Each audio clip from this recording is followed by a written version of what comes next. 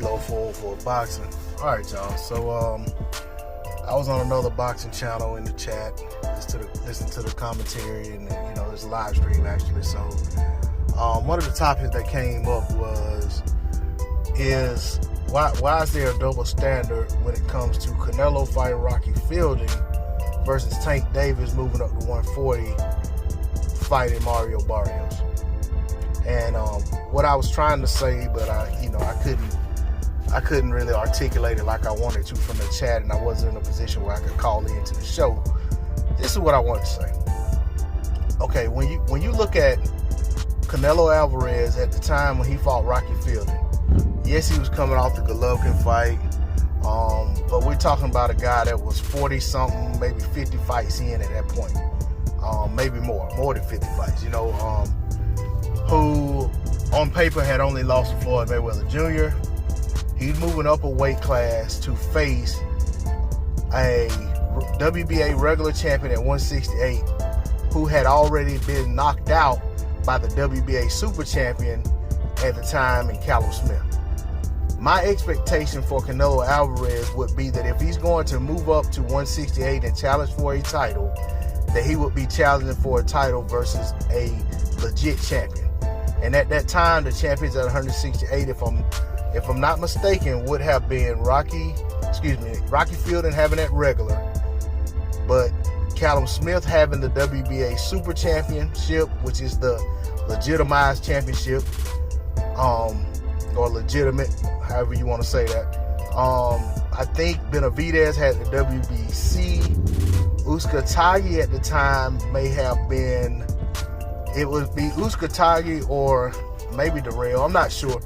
But either way, I think Zurdo Ramirez was WBO champ.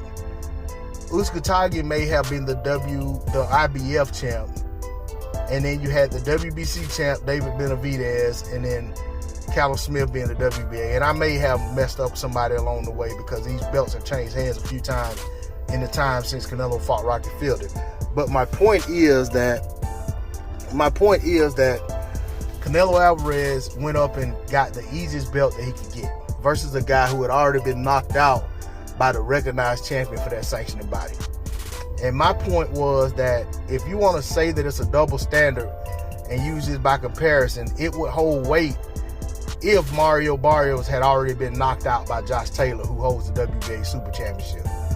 But since that's not the case, and Barrios actually hasn't been knocked out or stopped by anybody, I think Barrios is undefeated, to be honest.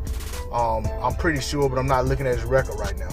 So to me, that doesn't hold the same comparison. And like I said, it's not even so much about the fact that Fielding was knocked out, because he was knocked out several fights prior to the fight.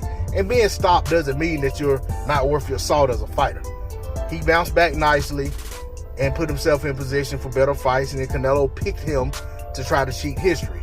Now, I'm not saying Tank Davis isn't trying to cheat history as well by following that same playbook, picking up a regular championship, because later on down the line, people aren't going to remember that Mario Barrios was a regular champion and it wasn't for one of the top tier titles. They're just going to look back in the history books and say, man, this guy Tank Davis really picked up titles in a hurting bunches in different divisions back in 2020. So that comparison is valid. But as far as the double standard, I don't see it. I feel like it's apples and oranges type situation. And quite honestly, if Tank is moving up to 140 and he wants a title, Barrios is the only belt holder available. Ramirez and Josh Taylor are already locked up to fight for undisputed. That's been known for almost a year now. So, I mean, even though they've had interim bouts, the plan has been whoever has all the belts at 140, we're going to have a championship fight for undisputed. So there was nobody else for Tank to get a belt off of. I think the Barrios fight is a lot more of a pick'em fight than the Canelo Fielding fight was. Canelo versus Fielding, in my opinion, going in was a fight where everybody knew that it was going to be a one-sided affair, and it played out as such. There are a lot of people picking Barrios to beat Tank, or there are a lot of people picking Barrios to make Tank a tough fight. I just don't see that these two situations are parallel in terms of the level of opposition going into these fights. I feel like Tank is in a much tougher fight. Even though he is great in his own right, he's in a much tougher fight against a tough champion who just so happens not to be one of the top tier champions in the division. And actually Barrios is probably one of the better fighters that Tank could fight right now at 140, save for maybe what's the kid's name? Prograis. Save for Prograis. So that's all I gotta say on the subject. D-Lo 404 Boxing. Like, share, comment, subscribe. I'm out. Peace.